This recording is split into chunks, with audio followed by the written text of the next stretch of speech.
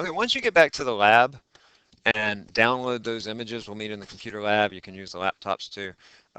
When you download those images, and you're going to put them into PowerPoint, and it's a nice and convenient way to do some measurements on these images. First of all, I'm just going to crop this image a little bit. So just crop it down so I just have what I need. I have the parking lot. I have the light poles. I don't even need the light poles, but I'm gonna keep them in there for now. So I'm just gonna make this image a little bit smaller.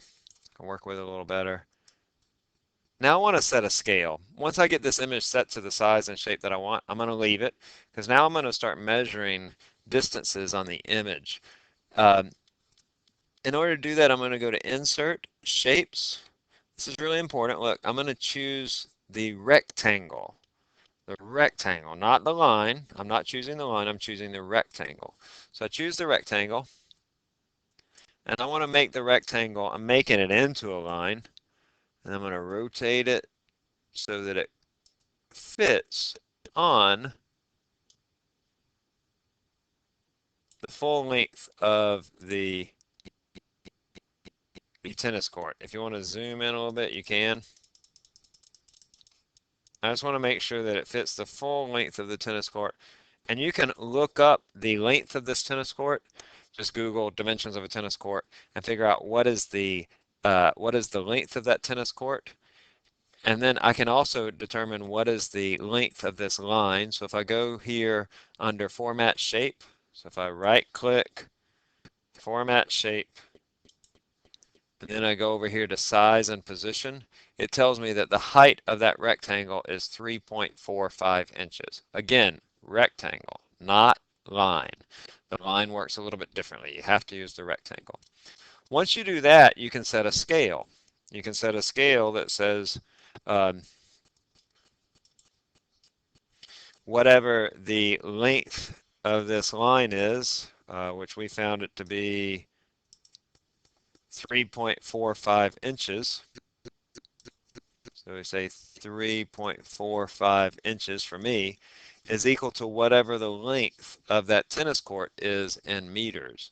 And then you can divide both sides, in this case, by 3.45, and you can say that 1 inch is equal to however many meters. That's your scale. It's like on a map, right? When you have 1 inch equals so-and-so kilometers or miles or whatever, that you've just set a scale on this map.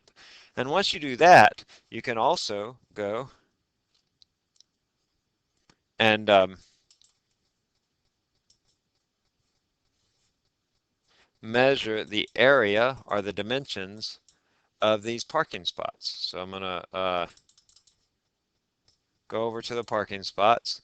I'm going to insert now a new shape, just like we did before. I'm going to figure out what is the length in inches of this line, what is the length in inches of this line, and then you can determine what is the area by using the conversion factor, what is the area of the parking spot. Multiply that by 10, or compare it to the measured value of the parking spots that you had. In fact, let's just do that. We'll just do one parking spot. You measure it from the aerial image, and then you compare that value to the uh, area that you measured out in the parking lot. When I say compare that data, what I mean is that you're going to calculate a percent difference. You've probably done this before, where I have the actual value.